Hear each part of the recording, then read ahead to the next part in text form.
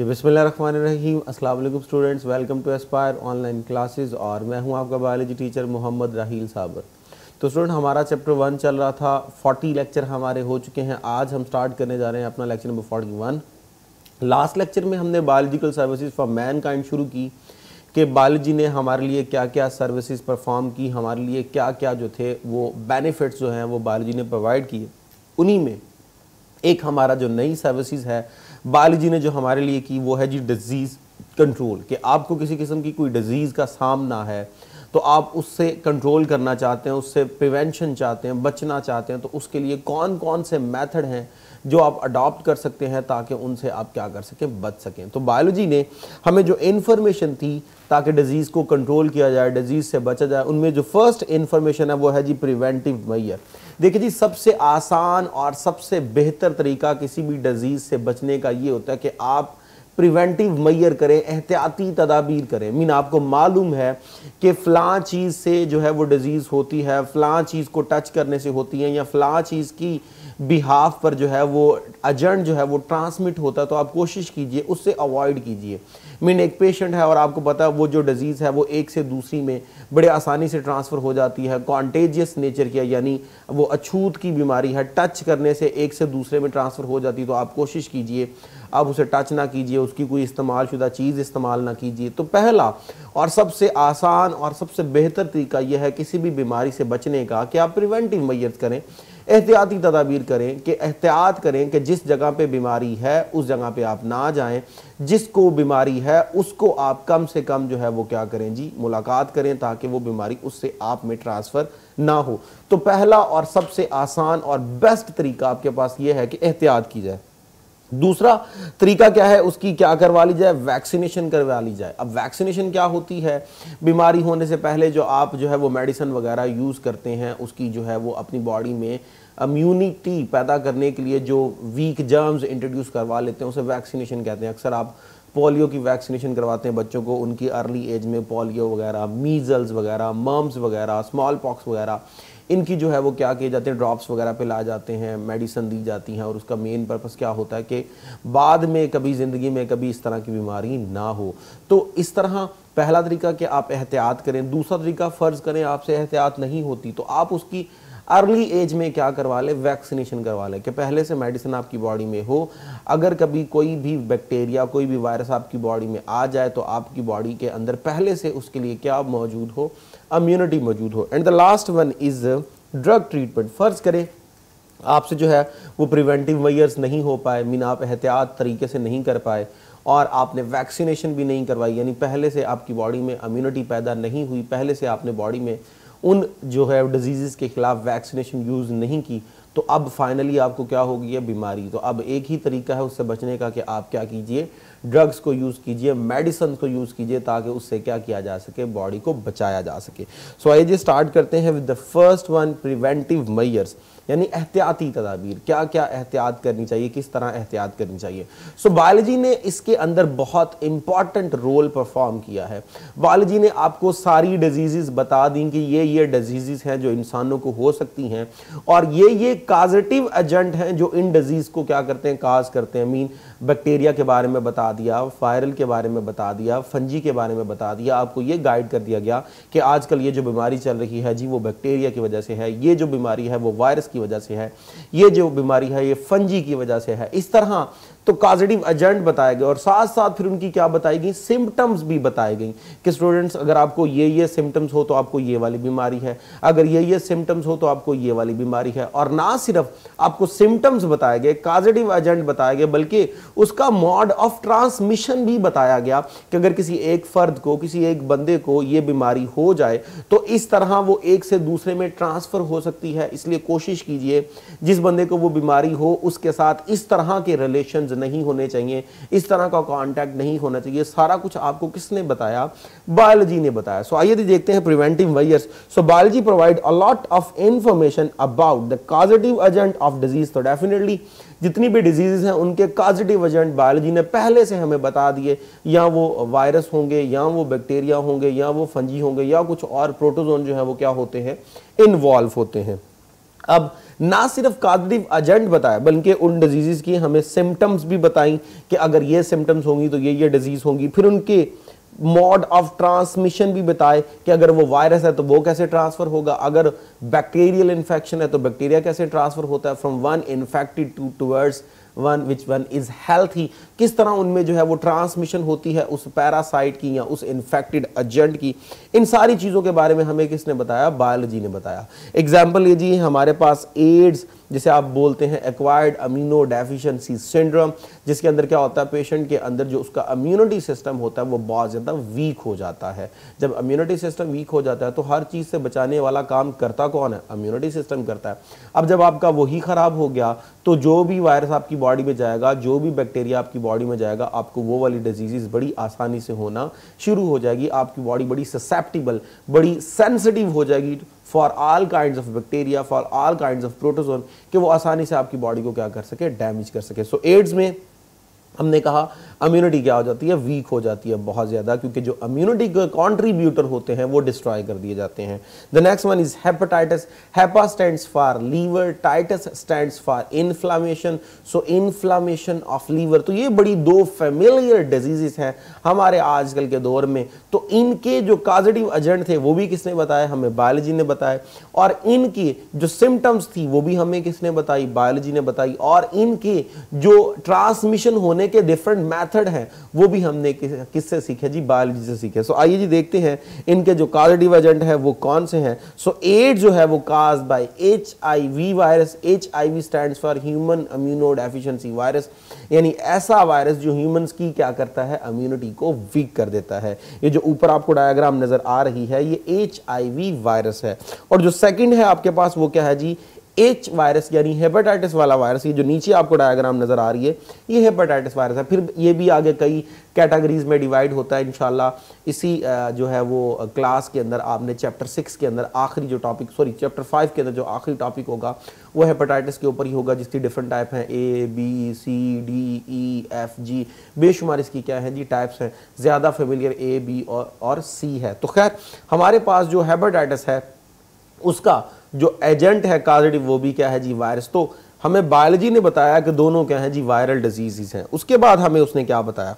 उसने हमें बताया कि ये ट्रांसफर कैसे होता है। तो अब देख लीजिए दोनों डिजीजेस ट्रांसफर कैसे होती है। Number 1, it's spread through free sexual contact, यानी एक इन्फेक्टेड पर्सन के साथ अगर आपका सेक्सुअल कॉन्टैक्ट है तो बड़ी आसानी के साथ ये क्या हो जाएगी? ट्रांसफ़र हो जाएगी। मीन अगर जो हस्बैंड को है तो बड़ी आसानी से उसकी वाइफ को हो जाएगी, वाइफ को है तो बड़ी आसानी के साथ उसके हस्बैंड को हो जाएगी, और उनसे ऑनवर्ड जितने भी बच्चे पैदा होंगे उनको भी अपने जो है वो पेरेंट्स से जो है वो क्या होती जाएगी? इनहेरिट होती जाएगी। सो इन्फेक्टेड पर्सन से सेक्सुअल कांटेक्ट रखने से ये बड़ी आसानी के साथ फैल जाएगी।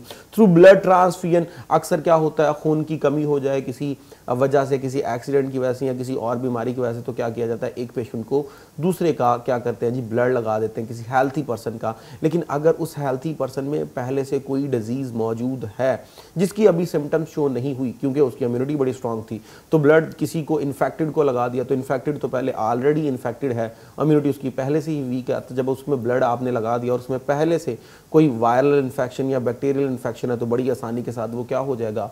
उस इन्फेक्टेड पर्सन में प्रोलिफरेट होना शुरू हो जाएगा। सो ब्लड ट्रांसफ्यूजन, यानी जब खून की मुंतकली होती है उस वक्त ये बीमारी बड़ी आसानी के साथ क्या हो जाती है? ट्रांसफ़र हो जाती है। या बॉडी फ्लूइड एक्सचेंज हो जाए, सलाइवा जो है वो इन्फेक्टेड पर्सन से जो है वो ट्रांसफ़र हो गया। या ब्रेस्ट फीडिंग है, मदर को है तो वो ब्रेस्ट फीडिंग कर रही है अपने बच्चों को, तो उसको आसानी से क्या हो जाएगा? ट्रांसफ़र हो जाएगा। तो इस तरह ये बड़ी आसानी से क्या हो जाता है? एक पर्सन से दूसरे पर्सन में ट्रांसफ़र हो जाता है। नेक्स्ट जी, बाय यूजिंग कॉन्टैमिनेटेड सिरिंजेस। जो सिरिंजेस हम इस्तेमाल करते हैं अगर वो प्रॉपर तरीके से स्टेरलाइज नहीं है, वो आलूदा हैं, गंदी हैं, इस्तेमाल शुदा हैं, इसी इन्फेक्टेड पेशेंट के ऊपर पहले से इस्तेमाल की हुई थी और वही आप पे इस्तेमाल होना शुरू हो गई, या सर्जिकल इंस्ट्रूमेंट प्रॉपर तरीके से जो है वो साफ़ सुथरे नहीं है। हेपेटाइटिस का जो फैलने का सबसे बड़ा जो सोर्स आजकल जो है वो आइडेंटिफाई हुआ है वो डेंटिस्ट हैं।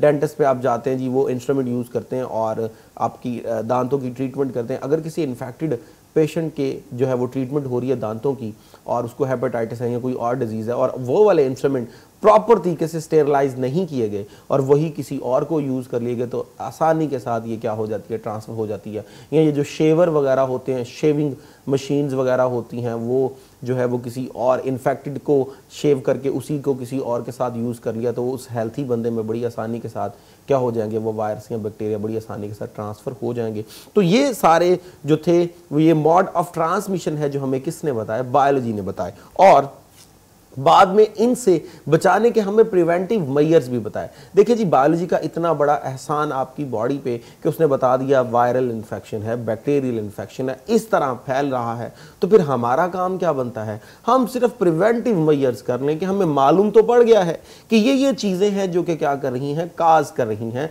इन चीज़ों से ये बड़ी आसानी से स्प्रेड होता है, तो हम उनसे क्या कर लें, अवॉइड कर लें। जैसे अभी आपने पढ़ा कि सेक्सुअल कॉन्टैक्ट से होता है, तो आप जब आपको मालूम पड़ गया है कि अगर किसी पर्सन को है तो हम उससे सेक्सुअल कांटेक्ट रखने से क्या करें, गुरेज करें। हम क्या करें, जब भी नीडल वगैरह या इंस्ट्रूमेंट वगैरह इस्तेमाल करें तो वो क्या होनी चाहिए, स्टेरलाइज होनी चाहिए। अगर ब्लड ट्रांसफ्यूजन है तो प्रॉपर उसका क्रॉस मैच हो, प्रॉपर उसके टेस्ट हो ताकि मालूम पड़े कि वो बिल्कुल सेफ है, ताकि आसानी के साथ किसी और जो है वो इन्फेक्टेड पर्सन को आप लगा सको ताकि उसमें क्या आ सके, रिकवरी आ सके।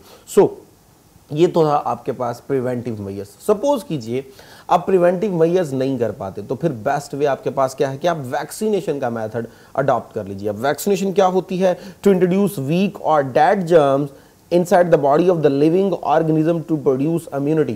so living organism की बॉडी के अंदर डेड और वीक जर्म्स इंट्रोड्यूस करवाए जाते हैं। सपोज कीजिए हमारे पास जो भी कॉजेटिव एजेंट है, सपोज HIV हमने कहा वो एड्स काज करता है, तो HIV वाला जो वायरस है उसको आप वीक कर दीजिए और वीक करके उसका कल्चर तैयार करके आप ऑर्गेनिजम्स के अंदर इंट्रोड्यूस करवा दीजिए, उनमें एड्स के खिलाफ क्या आ जाएगी, इम्यूनिटी आ जाएगी।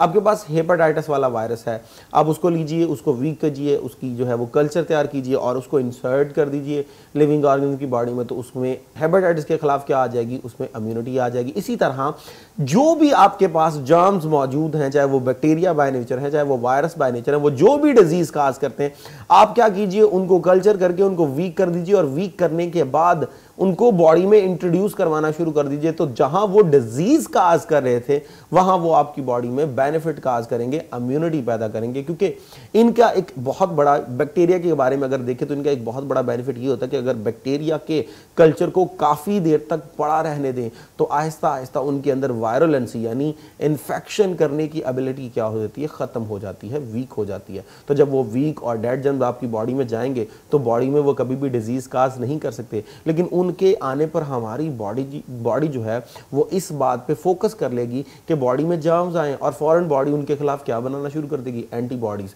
जब एंटीबॉडीज बनेगी तो एंटीबॉडीज किल करने आएंगी इन जर्म्स को। ये जर्म्स तो पहले से ही किल हैं, जब पहले से ही किल हैं, पहले से ही वीक हैं, पहले से ही जो है वो मरे हुए थे, तो हमारी बॉडी में आकर इन्होंने हमारी बॉडी को एक दफ़ा फोकस करवा दिया कि वो इम्यूनिटी पैदा करें और हमारी बॉडी ने उस पर क्या पैदा करना शुरू कर दी, इम्यूनिटी पैदा करना शुरू कर दी। सो बॉडी के अंदर डेड और वीक जर्म्स को इंट्रोड्यूस करवाया जाए ताकि बॉडी फौरन जो है वो एक्टिव होके इम्यूनिटी पैदा करे, उसे हम वैक्सीनेशन कहते हैं। सो वीक और डेड जर्म्स का बॉडी में इंट्रोड्यूस करवाना वैक्सीनेशन, और उसकी वजह से जब आपकी बॉडी में इम्यूनिटी पैदा होना शुरू हो जाती है उसे हम क्या बोलते हैं, इम्यूनाइजेशन बोलते हैं। सो नेक्स्ट इसकी क्या है जी, use of attenuated culture. Attenuated culture stands for weak और डेड जर्म्स का जो आपके पास कल्चर होता है उसे अटेन्युएटेड कल्चर कहते हैं। सो अटेन्युएटेड कल्चर को यूज किया जाए ताकि बॉडी में क्या पैदा हो, इम्यूनिटी पैदा हो, उसे भी हम क्या बोलते हैं, वैक्सीनेशन कहते हैं। याद रखिएगा, जर्म्स को इंट्रोड्यूस करवाना वैक्सीनेशन है, इम्यूनिटी का पैदा होना इम्यूनाइजेशन है।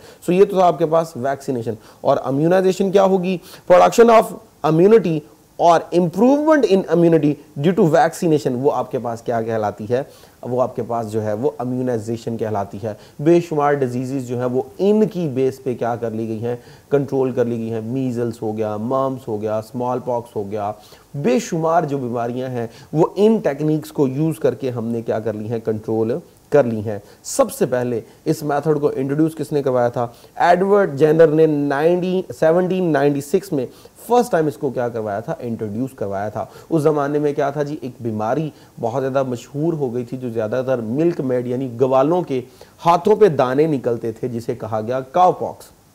काउ, क्योंकि गाय से जो था वो इन्फेक्टेड एजेंट जो था वो ट्रांसफ़र हुआ था, जब रिसर्च की गई तो पता चला, तो इसलिए उसे नाम दिया गया काउ पॉक्स का। बेसिकली काउ जो है वो लैटिन वर्ड उसके लिए यूज़ करते हैं जो कि कहलाता है वैका, और वैका से फिर ये टर्म निकली वैक्सीनेशन।